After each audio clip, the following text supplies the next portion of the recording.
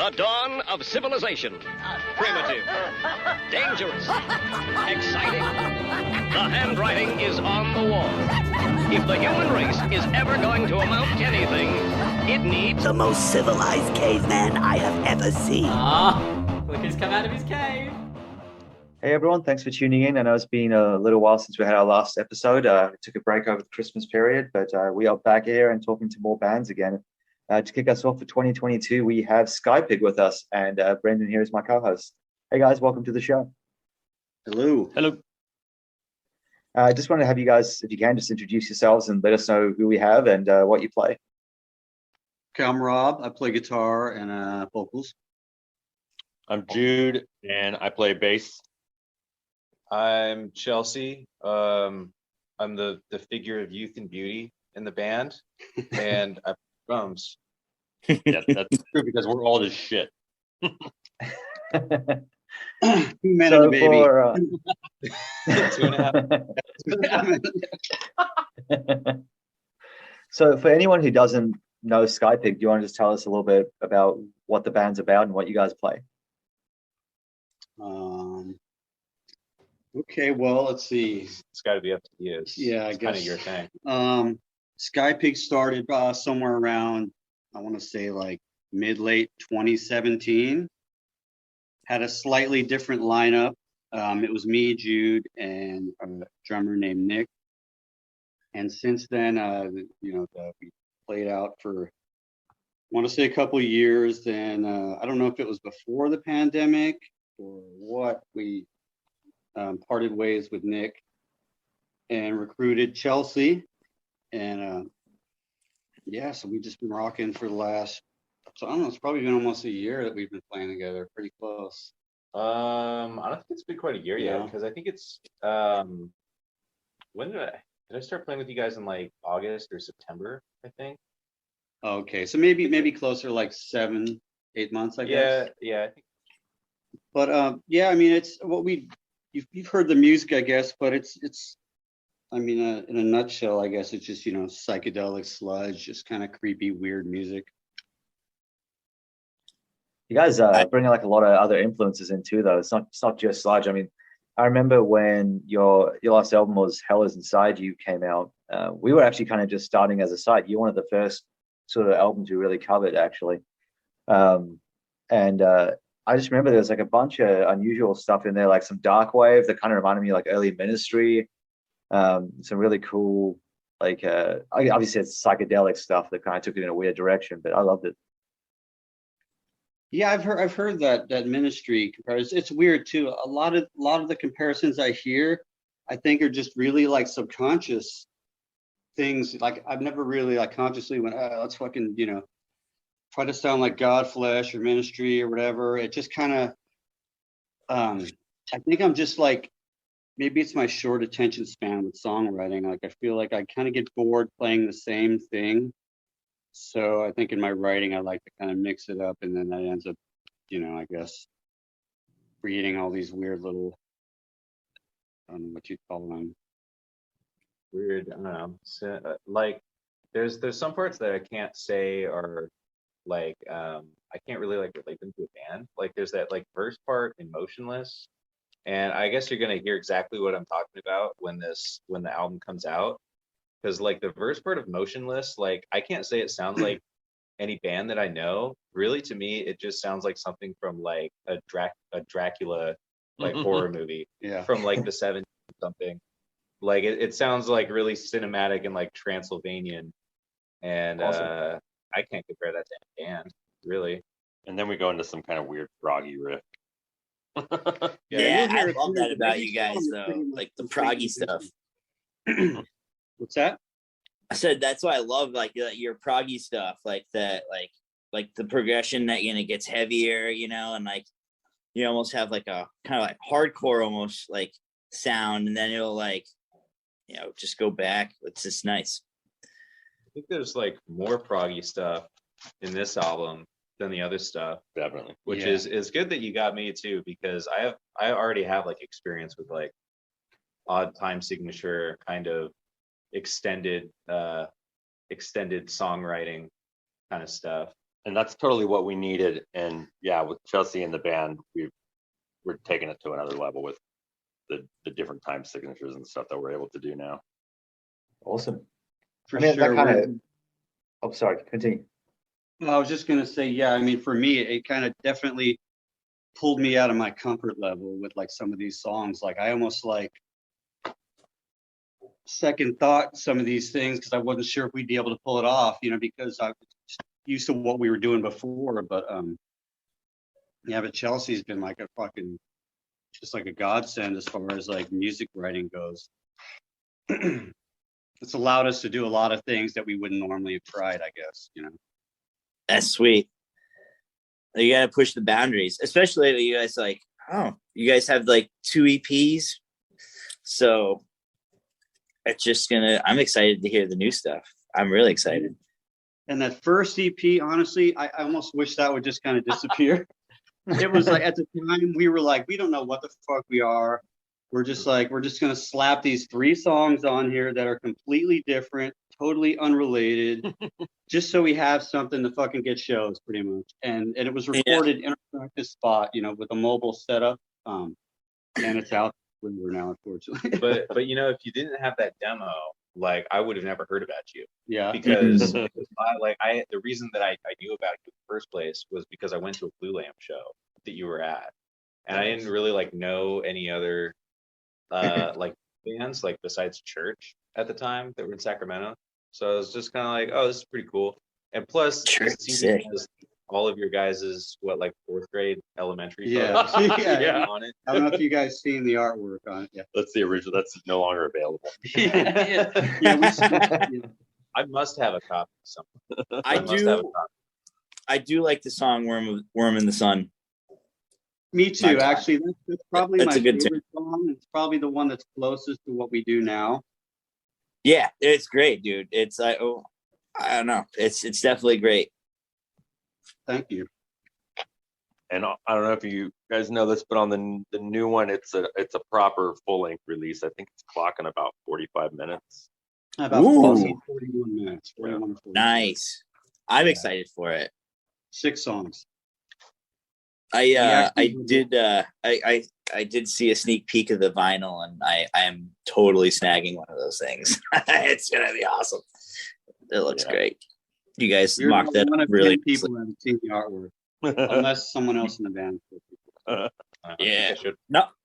So who did the artwork for that? His name is Droned Artworks. Yeah, he's where does he live again? God damn it. In Europe. In Europe, yeah. Long. The country of Europe. Yeah, the country. Somewhere. Gotcha. That little spot out there. I'm having a brain fart where his actual location. I do know though. His name's Waclaw. I think that's how you pronounce it. I think it's Waclaw Trayer. It's Traier, I believe. But Droned Artwork is where you'd go to find all his artwork. Sorry, is this the guy who did the upcoming album art or the EP album art? Yeah, both actually. He did Hell's Inside, and he did this one also. Oh, awesome. Yeah. Yeah. It's cool. Yeah, he's pretty dope. He should be famous, in my opinion. He should be doing Conan album covers for sure. I think they just don't know about him yet. Yeah. The art for Hell in Society is definitely like it's next level. That's what actually drew me into the album before I'd heard the music. That actually helped to like influence the title too, because I remember I was kind of going back and forth. I think we were like trying to figure out what. There were a couple things we wanted to name it, and I think we ran into that artwork, and it's like, fuck, it's got to be Hell's Inside You. Yeah, I found you through an email blast from Transylvanian, and I was like, oh, sweet, I'll check this out. And then I'm like, what? How? Wow. And then I listened to your first stuff, and I was like, dude, these guys are they're good. Like I like it. I liked it a lot. So if it wasn't for that email blast, I would have found you somehow. But now you guys are doing a show with Chrome Ghost. And I love Chrome Ghost. Those guys are amazing. But our roommates, actually, we're looking at their gear right now. I'm staring at Jacob's fucking drum set. I'm not rubbing my nuts on the drum set. Yeah, we're not. Yeah. Oh my god. Well, that's fucking amazing. Those I don't know, love that band. Good shit out of there, dude. They're really cool guys, really great guys. Are you guys gonna make a collaboration? They'll like a I don't know what the hell you would call it, but like Split. Anything's possible. like No, like a actually- Chrome Pig or something. Like Is if you just kind of like combine, like some bands just kind of like make songs together. Mhm. Sky Chrome. Like you don't see Sky that Ghost, very yeah. often. It's very rare compared to a split, But what if you get Skypig and Chrome Ghost into the studio at the same Yeah. time? To get That's what Chrome I'm saying. That's How like fucking cool would that be? Yeah.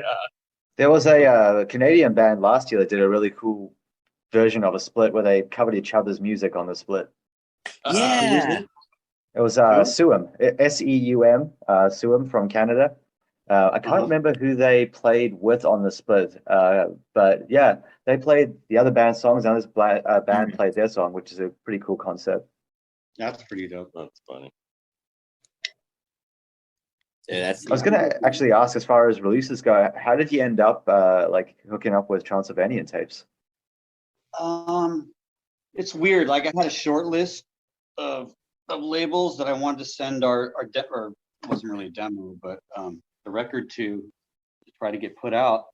And Transylvania just happened to be right up there.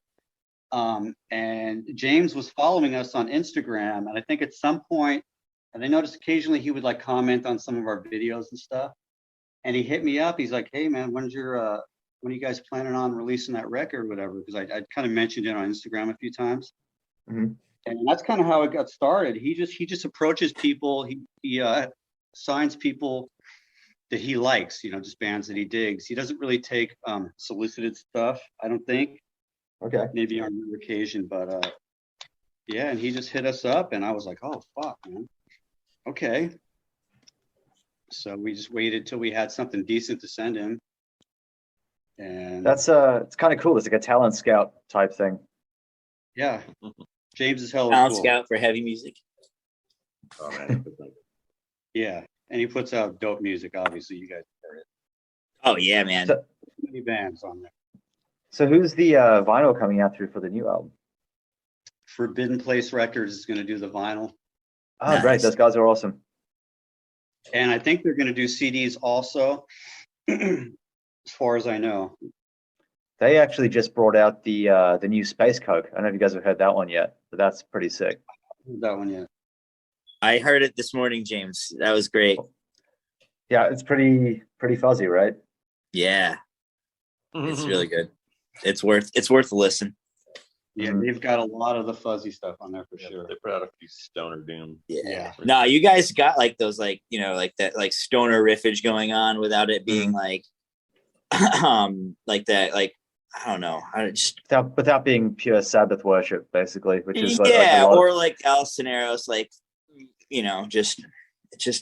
it's awesome. It's like really good. It's like it's not like quite what I want to call it desert rock, you know what I mean? But it's like it's the psychedelic elements that you like put through, but it's like stonery, like I don't know. It's fucking different and awesome. Yeah, I mean, I always really appreciate any band in your genre or your genre area, I guess, because you got a couple of genres you cover, but that doesn't just, recycle the same fuzzy riffs over and over again with the groove. Like, I love Black Sabbath. I really love Black Sabbath. I would never knock them, but it's like a massive over inundation in the last maybe decade or so in the stoner scene that's just like recycling Sabbath riffs. Yeah, especially like in the doom genre, man. They're just a billion fucking Sabbath ripoffs for sure. 100%. And they don't even try and change it up. Like, they don't make it interesting. They literally just like, hey, here's like some very slightly different vocals, and we're gonna play the exact riffs, but like maybe slightly faster or slower, and that's about it. And you just end up sounding like a shitty version of Sabbath. Some shine Exactly. through, but yeah. I mean, like that's why I always appreciated Electric Wizard. I mean, they started out obviously, kind of Sabbath worship, but then they really completely changed everything. Like sort of mid-career-ish. I mean, everyone knows Dope Throne, but that was kind of like a splitting point for Doom, in my opinion, at least. Like the modern sound, like a lot of bands now choose to follow their style instead of just worshiping Sabbath, which I appreciate to some extent. Black Sabbath is just everybody's favorite band. Yeah, Got it. Yeah, I it's mean, hard to avoid it. It's even like one of my favorite bands. I Mhm. don't even like. Oh yeah, I'm honestly like not even that into doom music. right. dude, I love you know, oh god, number 4, volume 4. Like, I love like that's like I don't know, man. That's like such a good album. Like the songs, like I don't know. I'm a Fucking big I'm in good a- the self-titled album is my jam, the original. What about you guys? Sabotage. Sabotage? Maps is reality for me. Nice. Nice. Only because I That's a think good maybe one. that's the first Sabbath I ever heard, and it just fucking resonated with me. Just the sound of the record itself, it's just warm and fuzzy, and Oh, it's beautiful. yeah, Hmm. Yeah, it sounds different than the rest of the records to me. Yeah. it does. I love like is it Technical Ecstasy? Yeah, that's like the most underrated one. I Dude, hate it's it. so is. good. I hate It's it. so good. It's I think the it's like middle. I can't remember the track off the top of my head right now. I gotta look it up. It's like the 5th song in, and it's so fucking good, dude. Like, I need to revisit it. I mean, the last time I listened to it, I was 18, and all I was listening to was fucking Slayer and Venom and Metallica. And I listened to that, I'm like, Jesus, what the fuck is this? I didn't understand it at all. I might like it now, but it's like I've avoided it all these years. I tried it again recently. I still just can't fully get behind it. But I do think that Sabotage and Sabbath Bloody Sabbath are both horribly underrated compared to the early albums. Yeah. Well, yeah, you got like Paranoid. It's just like pure radio hits, and it's been overplayed so much. I feel like the first album isn't played as much. Yeah, that's like the No, deep it's not. cuts. Yeah, and that's got like the self-titled track Black Sabbath is like quintessential doom. That's like the embodiment of the genre. That's like literally Ah. where metal was invented. the That's 3rd song. It's all right. Yeah, The Bill first Ward song, thing. you mean, Fucking good tune, dude. Guns N' Roses covered that song. Yeah, it wasn't all right.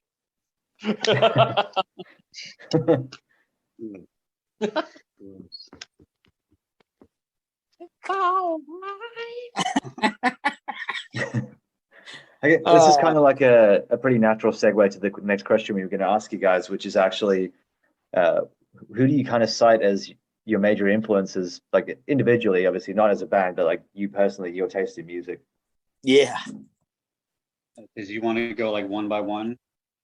Yeah, sure. Or you could take turns, whatever works best for you guys. I was For gonna me- frame it as like, wait, who made you want to become a face melter? Yeah, there you go. When I first started playing, it was like fucking Randy Rhoads and Metallica. I was playing along with fucking Kill 'Em All. So I was like into the faster shit in the very beginning. Well, that's actually after I started playing for a little while. I wasn't able to play that shit for a while, so I would just kind of like try to play Motley Crue riffs and shit because they were stupid enough. And then gone to the faster, heavier stuff. But then as I've gotten older, I kind of more appreciate like the slower, moodier, dynamic stuff mixed in with the heavy stuff, I guess. I couldn't just play all one, like just nothing but fucking, 10-minute drones or fucking. I guess that's kind of why the songs are how they are. Just within the course of a song, I feel like I get bored with playing the same thing for too long. Or I get impatient, I don't want to bore people. I'd rather have people wanting a little bit more than like, oh, Jesus Christ, enough already. Electric Wizard style. Yeah, but it's weird, but I can appreciate it. I can listen, I can play that shit. I can just let it play, Yeah. and be cool with it and like clean my house and do whatever. Yeah. But yeah, I couldn't play. Yeah. That sounds like a nightmare, actually. Yeah. I would just get too bored.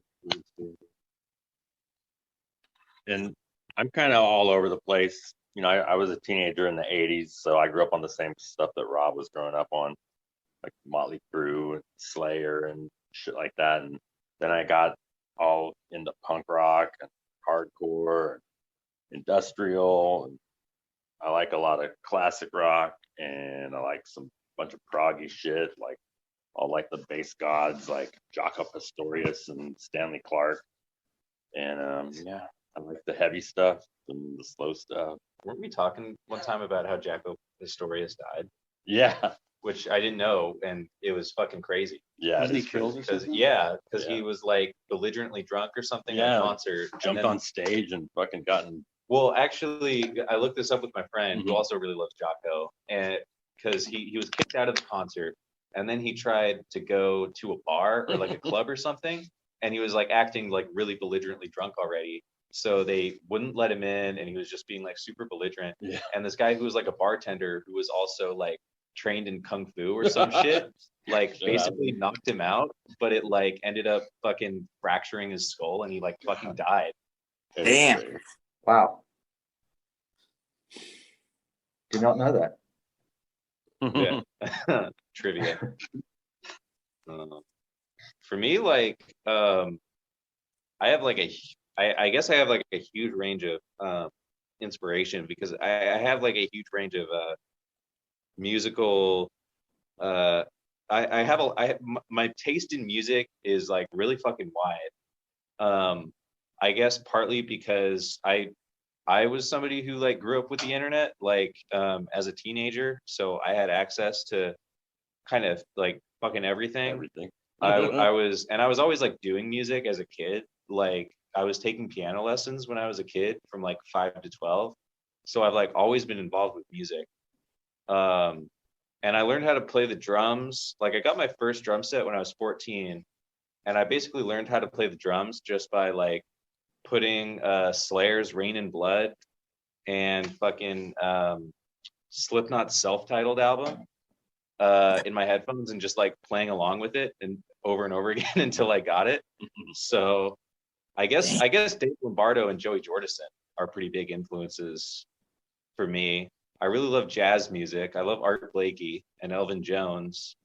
And I also really like some electronic music too. I really like breakcore music because like it's drum focused. It's really interesting, you know, chopping up amen breaks and making them really weird and crazy. So I love listening to that music. And I do some of that stuff. Is it wrong to like plug one of my other bands in this interview? No, go ahead. Yeah. Well, it's just because like I'm in this other band called Surge, and we released a demo pretty recently, and it is like a crust sludge band, but I do a lot of that breakbeat stuff. So I don't know if you want to actually include that in the interview, but I mean, at least for you, that'll give you an example of what I'm talking about, because I actually do drum like that sometimes. You know what? Dude, that's awesome. Dude, You guys are always welcome to. to promote anything you want, man. If you guys have other bands on the side, talk about them. That's fine. Yeah, man. I don't have any I'm of just the- interested in this Chrome Pig thing going on. Yeah. That might be- I think if I had a side band, I'd probably get a divorce. So I'm just gonna keep it with this one. Yeah. I used to be like when I was younger, I was in like 4 bands at a time and shit. My first marriage didn't work out, so I learned my lesson. Chelsea's much, so That's true. I'm in. How many bands am I in right now? I don't even know. Are we like how far down on the tier are we? Well, in terms of like, Yeah, I don't know. well, I mean, like total bands. Well, in this month specifically, in this month, in the month of January, I'll have played shows, at least like played a show with I think 6 different projects. Wow. And I couldn't even tell you how many like total I've done. I mean, if you include like independent shit that I've made at home with like you know, noise pedals or like synthesizers or something. Have you ever like played the wrong band's drums? Mix it up. Yeah. No, I haven't gotten that fucked up at a show yet. Fuck, it's the wrong song. It's like, yeah, not even like the wrong song, it's just like totally different band altogether. You're just like That's funny. That's awesome, man. Good on you. That's Yeah. really that's talented shit, man. I'm not gonna lie.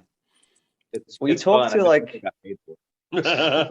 we always talk to people that make us feel insanely lazy, right, Brendan? Like people on the Lazy show, it's like, too. yeah, I'm involved in like 12 projects and around a record label, work full time, and have 5 kids. I'm like, how the hell do you guys have like time in a day to do that stuff? It's always blowing my mind. Right. Like I have a couple kids and like I have a house. I've been like doing stuff around and like it's just like, oh my God, man. Whew. It's rough. Yeah, I had started having kids when I was 22, so pretty much my whole entire musical career. It's been like, you know, Wow. balance around my family. I can't fucking imagine having kids at 22. I'm 25. The thought of that scares the shit It's out of fucking me. scary, dude. Especially when you first find out. Oh yeah. I started having kids at 7, I think, but I have 6 kids, so I put in work. You know. We were 35.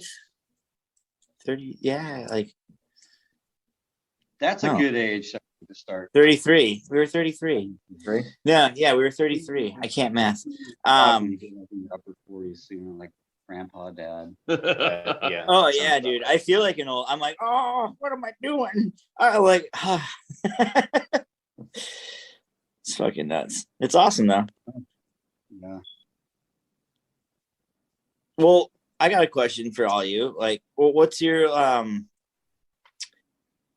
your favorite activities outside of music? Let's see. Activities. Hmm. Or your hobbies? You know, like you got something that you do other than like, I don't know. Let's see. Occasionally build pedal boards for a side gig just to make extra cash. I like to play basketball when my back isn't too fucked up. Fuck, I don't know, man. I mean, I'm mainly doing like family stuff when I'm not doing the band stuff. Really, but God. I don't Yeah. even- I play Warhammer 40,000. You play Warhammer Nice. 40,000. Fuck yeah, I live and breathe it. Really? You got There you the go. figure. Hell yeah, dude. Oh my god. I've been painting those guys since the 80s. Wow. You guys have seen 40-Year-Old Virgin, right? Yep. I've been diving into the Halo. Yeah, I collect comic books among other things like records and shit, and I oil Nice. paint.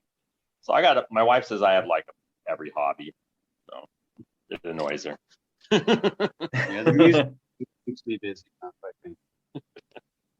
True. I mean, as we previously discussed, I'm doing so much music that it's kind of hard to do other stuff. Like, That's your hobbies. yeah, kind of. Yeah. I mean, like, I have to Mhm. work to like sustain myself, and then outside of that, it's like usually I'm at a practice session or doing a show. I don't know. I like to read. I've got. Oh yeah, I love to read. Sometimes I go through phases where I like read every single day, and sometimes I'll read for like multiple hours a day, and then I'll. What do you go like to for, read? I read right now. I'm reading Lord of the Rings. Actually, Nice. never I read just those. reread those. I'm on the last one, but I'm kind of in a Okay. phase where I haven't read in a couple days, so I don't know when I'm going to finish it. Mhm. It's kind of one of those things. If you stop, it's hard to pick it back up again. Yeah. I read them through the first time I read them, and then I started rereading them last year, I think it was, and I got to like 3/4 of the way through the first book, and I just powered through it, and then I put it down, and I haven't picked it up again. So yeah, no, they're good Yeah, though. I've been like astounded by how much more shit is in there than the movies, Oh. which is like Mm. totally expected. But I mean, Not all like, of it's good though. yeah, well, sure, whatever. But you know, Like I could do without Tom Bomb. Anything without Tom Bombadil is an I improvement. was just gonna say they cut Come Tom on. Bombadil. Who the fuck is Tom Bombadil? He's cool. He's like a forest demigod. I don't know. He never Yeah. really like explains it. No, it doesn't Good explain it. He Some like ancient, dances around and sings, and he's got a hat, and I don't know. a lot of songs. It's got a bunch of songs. Totally 40-year-old territory. You Yeah. wouldn't dig it.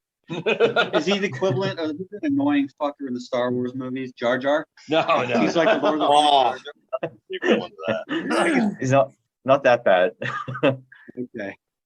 That would be to It's just say that- that Tom Bombadil is a mistake, which he is not. Jar Jar is definitely a fucking. No, I wouldn't be okay. I'm not saying Tom Bombadil is not necessary. I just think there was maybe a little bit too much time spent on him. I don't Like, know. come on, get Personally. on with the bros. It's whimsical. Exactly. It's whimsical. It's very whimsical. Have you guys, speaking of Jar Jar, have you guys heard about that thing about like there's a huge theory about how Jar Jar Binks is like the real Sith Lord? I for some reason No. feel like I've come across that. Yeah, I mean, I gotta say, it's like it's actually fairly convincing sometimes. Wow. I mean, I can't think of any other reason, that George Lucas would include him unless George Lucas like started developing a hole in his brain at the time he started making it. But I kind of like read a thing about from people on set saying like George Lucas he just gets into these like obsessive things where he has these creations that no one really thinks is that great, and he's like in love with it, and he just has to put it in there. Like Jar Jar was one of them, and then the Ewoks were like one of those things. People like no one's really going to care that much about those. It's like we're doing the movie with the Ewoks, so we're not doing the movie type thing.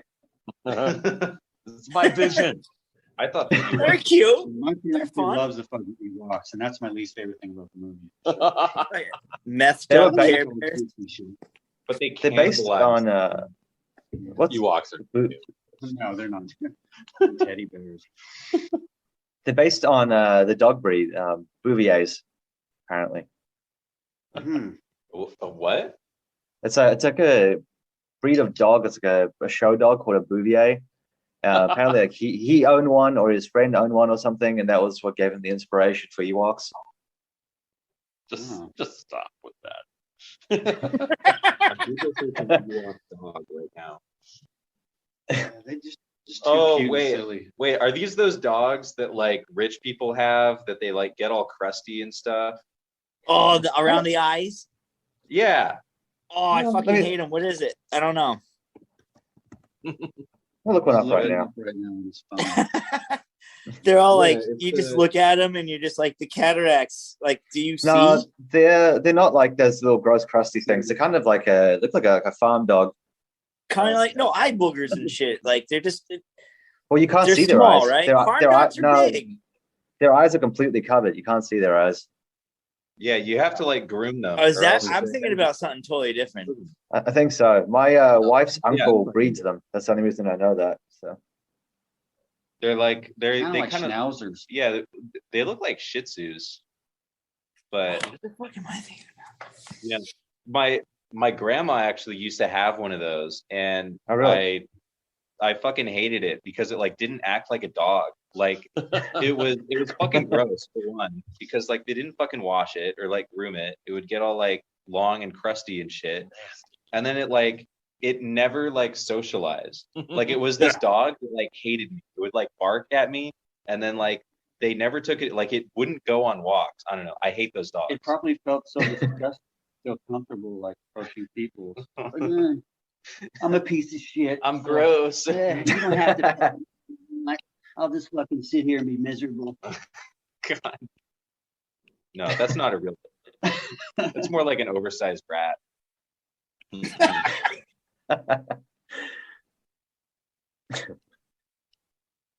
okay, I have a question then. I mean, I know you said you don't have like too much time for hobbies because you have all this other stuff going on, but you mentioned like classic horror before. We love talking about this on this podcast all the time.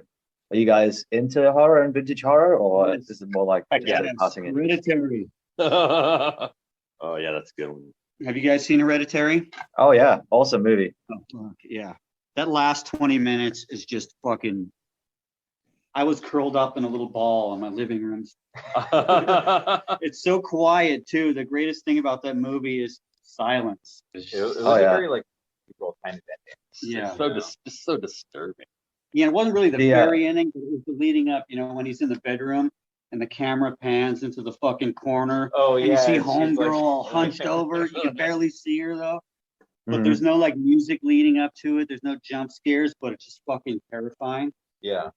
Yeah, that whole sequence when he's fucking running around the house and she's crawling on the fucking ceiling and Yeah, that was crazy. hacking her own fucking head off with the fucking the fuck was that she was using, like a That was fucking brutal. Oh God. Yeah. That scene when they're in the car and her head comes off was one of the Oh loudest yeah. gasps. Stomping Like scene? the whole Yeah. cinema went. Like everyone. Oh, cringy. So fucking cringy. I actually used to, when I was a teenager, I was really into like torrenting stuff, like torrenting music, and I would torrent Oh movies a yeah. lot. So I was on the Pirate Bay, and I was like torrenting a lot of like 80s B movie, like horror movie stuff. And I was trying to like I had a YouTube channel that I kept trying to like put it on and like kind of see what sticks without getting like a copyright violation.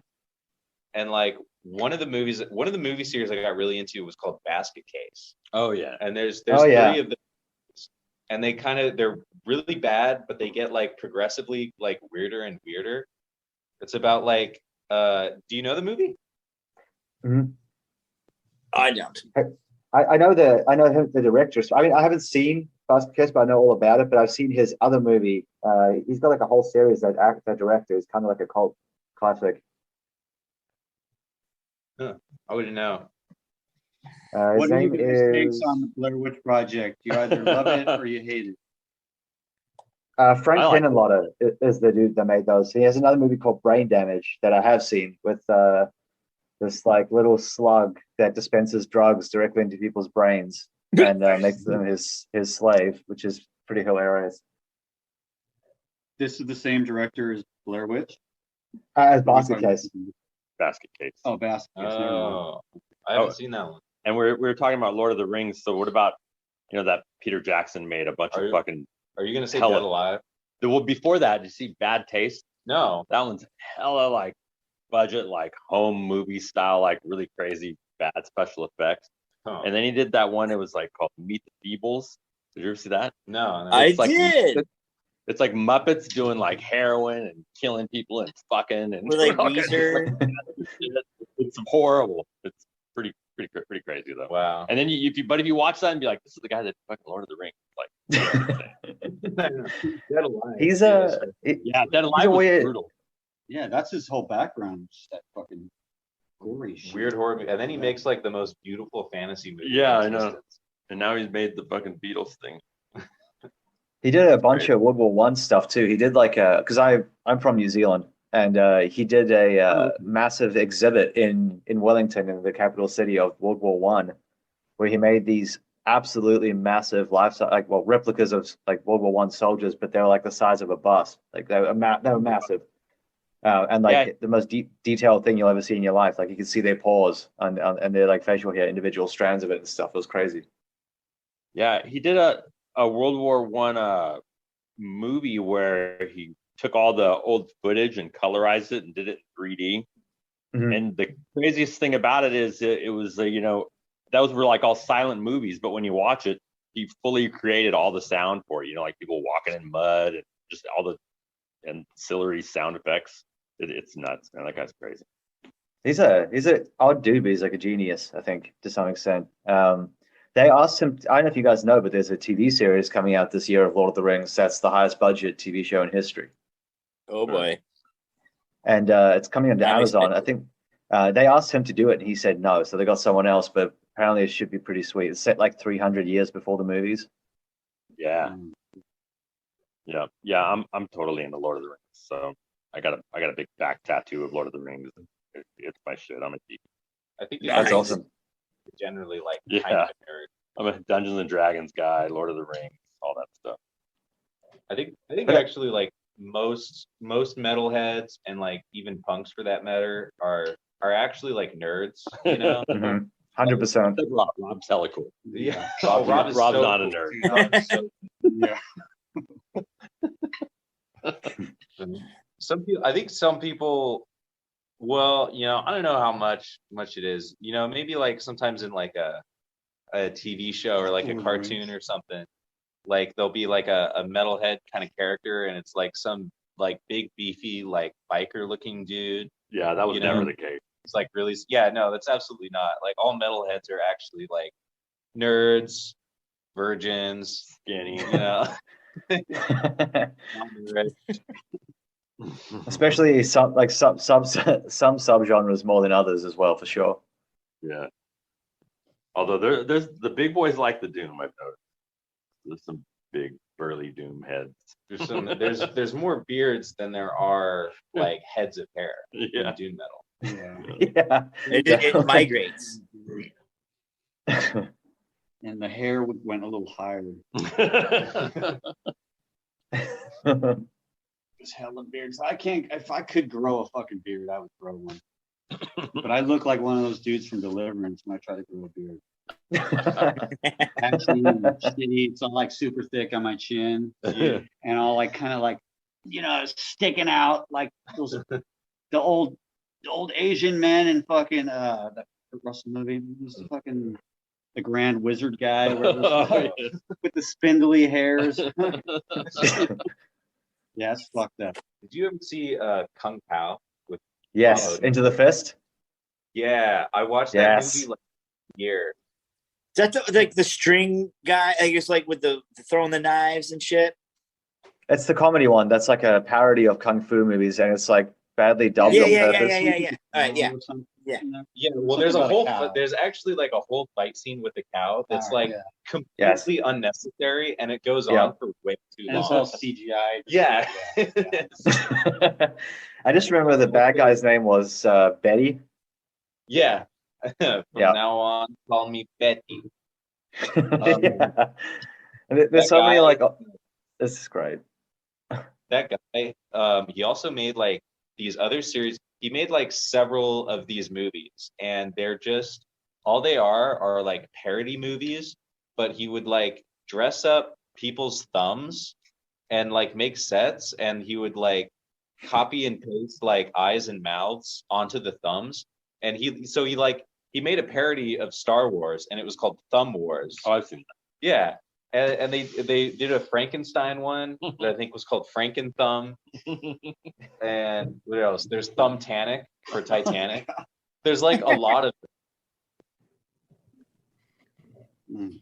it's weird. Have you guys seen speaking of like funny kung fu movies, Shaolin Soccer or Kung Fu Hustle? Yeah. Kung Fu Hustle is badass. Kung Fu Hustle That's is like the awesome. greatest kung fu movie of all time. Yeah, I love it. awesome.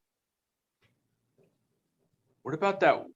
What's that? There's some kind of I always funny remember like the movie, House of like David Hasselhoff in it. It's like David a kung fu Hasselhoff. Movie. Yeah, it's like a kind of modern, weird 80s kind of. the House of Flying Daggers. I haven't seen that one. You haven't seen that movie? Oh, That's you a talking good about movie. the Hasselhoff one is Kung Fury, right? Yeah, that's the one. That's like 2015. So it's only like 30 minutes long. It's pretty cool. It's got like robot fights and all kinds of crazy shit.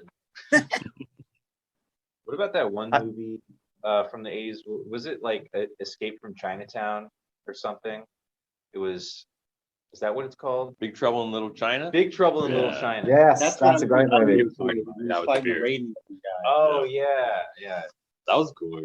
I noticed that was like a really like I don't know. Maybe I'm like young and like woke.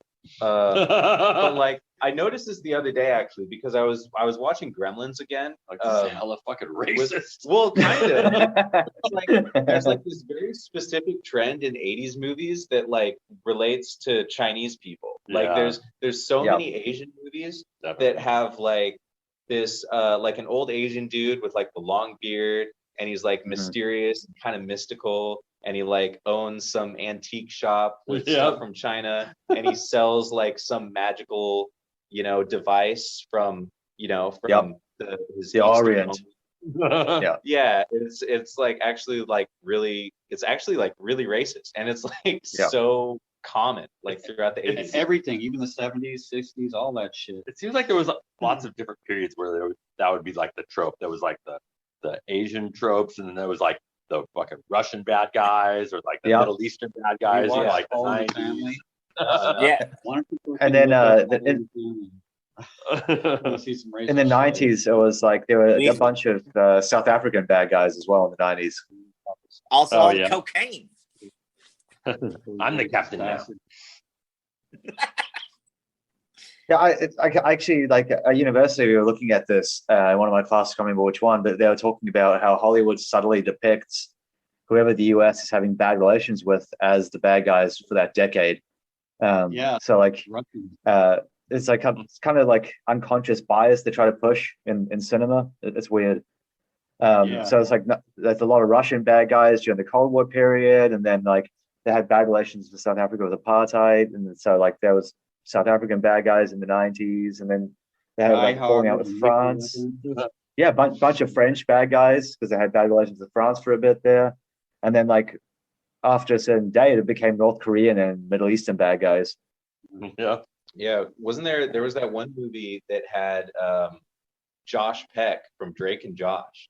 And it was about North Korea like invading California or some shit, which is like totally, it's like that's never gonna fucking happen.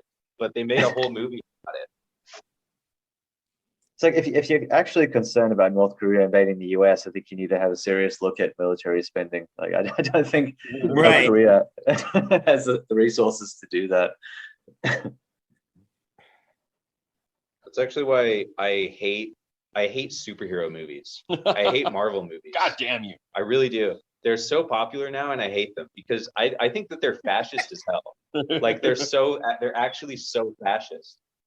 Like, like the whole idea is like the government is completely incapable of, there are threats that are greater than anything we could ever do. And that's why we need supermen who are like beyond the scope of the law to, put the bad guys in their place. It's actually like really fucking fascist when you think about it. I never thought of it that way. I always thought of it as like, trying to give kids like something constructive and like a cool way to like learn how to do good other than like the Bible. I mean, like what's that one? Well, they had two different shows the other year that were about like Superman actually being the bad guy. Oh yeah, yeah. That I was was told to check that out. I haven't seen that. Pretty brutal. It was called something like. Yeah, I can't remember the name of the show, but someone told me something light. Something like. Boys. Yeah, I know what The Boys. The Boys, yeah.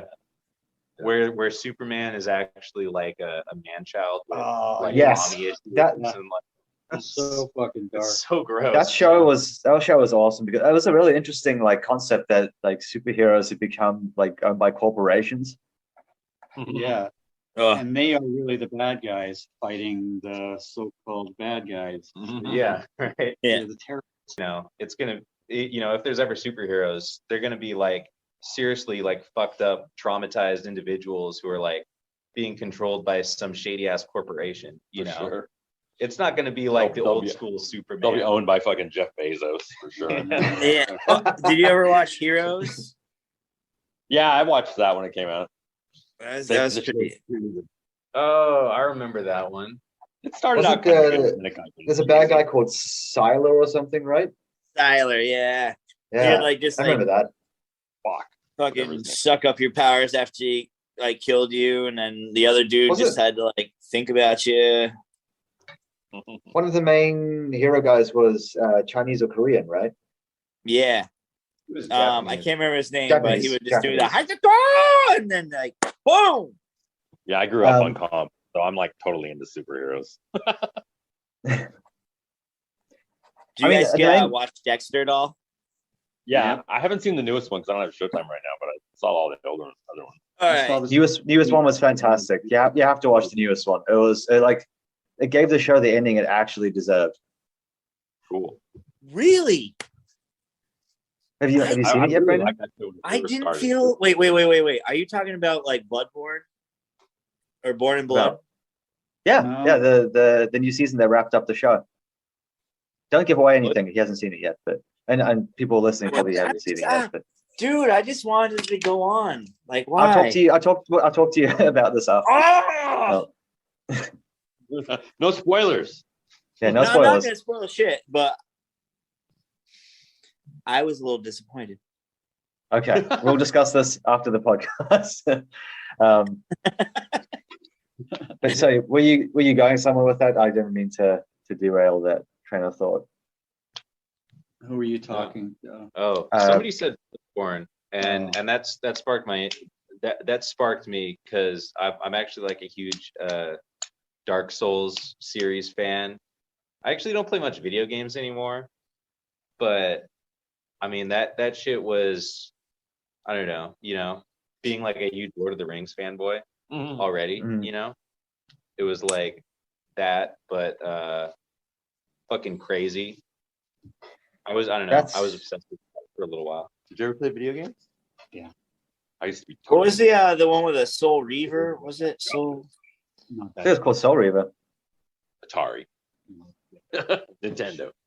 fucking Defender. Yeah. Missile Command. Oh man, so many quarters. Oh, the Any Legacy. guys? Yeah, Soul Reaver. You ever play that? That was some good shit. I played that. Yeah, that was good. Did you guys ever play the Witcher series? That's probably my favorite video game series. I started, but I've read the books and I've watched the show. What did you think of the show? The show's pretty cool. I like it. I think the second season was way better than the first, personally. I'm not quite done with the second one. I'm about halfway through. Okay. I just like the first one was good, but they were jumping around way too much between like timelines without it being clear what was taking place when.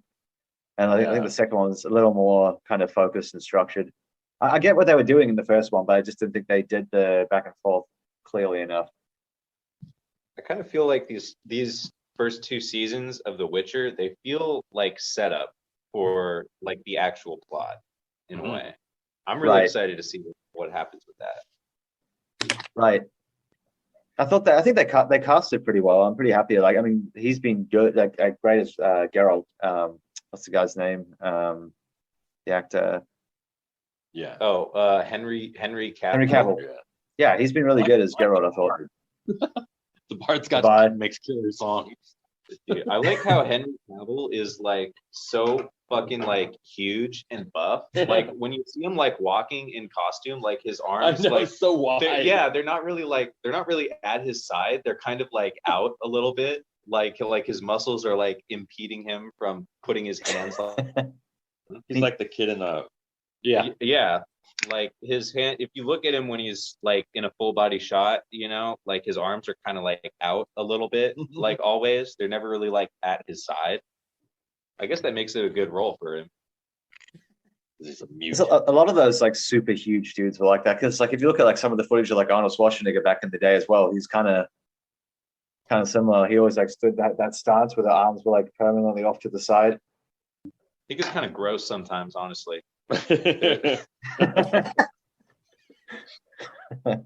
No, there's like a difference between being muscular and being like uber muscular to a point where it's like kind of gross, Totally. Especially because I know that you're like, it's like almost unhealthy, like I was gonna say, yeah, it's unhealthy.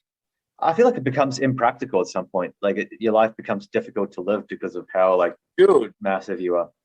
Either you're too fat to bend over and tie your shoes, or you're too bulky to bend over and tie your shoes. Like what do you want to do? Imagine being the size of the Rock. Like buying clothes must be a nightmare, or like just fitting into everyday things must be a nightmare. And you're like obsessing over your diet, because you got to get like all the macros and the calories like just right, so you can maintain and build the weight. You're spending a couple hours like every single day in the gym. Like it's insane. Right. It's not fair. I feel like you're right. It kind of like probably becomes your whole life. Yeah, fuck that. I'd rather just play heavy riffs. Yeah, this is what really matters. Yeah. Right. Well, my music. So we're kind of coming close to the time on this thing. Brendan, do you have any like questions you want to ask before we kind of wrap things up? What is well, I mean, now that you have Chelsea added to the crew here, but what's your favorite song to play live? For me, that's Larva. It's going to be on the new album. It's definitely my favorite song. I feel like it's like somewhat straightforward, but it's got it's got a really good song structure. It's heavy at parts. Sometimes it's like a little bit lighter and like more psychedelic. And I feel like I'm kind of just, most of the time, I just feel like I'm really just grooving on that song. So that's my personal favorite to play. I can't really disagree with Chelsea. I actually kind of like playing GIMP still, as far as like the older songs go. It's just a fucking super heavy groove. It seems like the songs. It's a really good riff. It's fucking nice.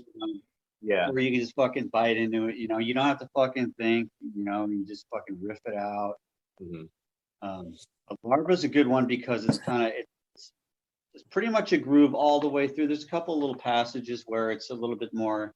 Yeah, well, it's like the groove just kind of like it gets like a little lighter, a little heavier, Yeah, like some parts. Yeah, but there's a couple of fucking songs on this record that are just gonna be fucking. Yeah, my favorite song is we got a new song called State of Anger. It's got the most brutal Scandinavian riff. It's like we're in the Great White North of just black metal, Celtic Frost kind of bendy killerness. Awesome. All right. Yeah, it's just a lot of chugging, a lot of just chugging, bending. Fucking. That's another one that's really straightforward too, but that's really fun to play also. The rest of them are kind of all over the fucking place. They all have a lot of like heavy elements, but each one of these songs are completely different from the last one, I think. I don't think like I don't really hear any like similarities. I mean, You got anything else, Brendan? I know you always have a few lined up you want to ask at the end. I was no, we can wrap it up. We're good. Cool. I mean, before we do, I just wanted to ask you guys, I mean, like, what do people need to, look out for in the coming period between now and the album release? Is going to be some singles? Should they be checking your Facebook page for updates, or? you'll probably just be posting it on Facebook and Instagram. We got to go through all like the label business and figure out when it's going to get released. It might be released on 2 different labels. We're not sure about the second one yet. We're just waiting to find out. But I'm hoping for like no later than like April or May release.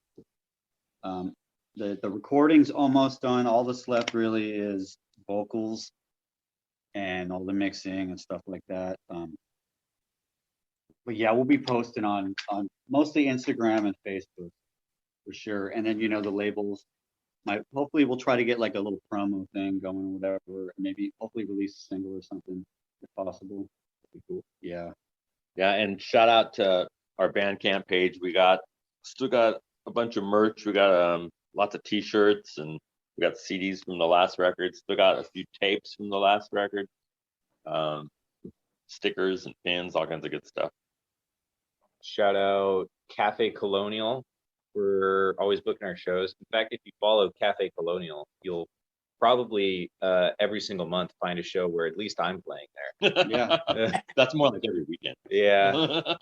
Chris Lemos from there books Skypig specifically. I think he booked one show coming up in a while that may or may not happen, and then a show that happened last month. So that's cool. And also shout out my friend Juan Nunez, who runs El Crusty Cristo, who also just books a lot of shows, and I think people should check out. Awesome. Go. Boom, bada bing. Forget about it. Ooh, I'm the asshole. Hey. Oh, Hey. hey Tony, I got the gabagoo over here. Opa. Mama Luke. All right. Well, thanks a ton for taking the time to actually come on the show and talk to us, and for kicking off the year for our podcast series. You're the first guest we've had, so great start to the year. Right on. Well, thanks. Yeah, for thank inviting you. me. I'm sure you guys. And everyone who is listening, make sure to keep an ear out for that album. It's going to be a killer one, I'm sure of it. Thanks, Right on, thanks for man. coming on the show. And Thank tune in next time. Bye-bye. All right, you guys take care.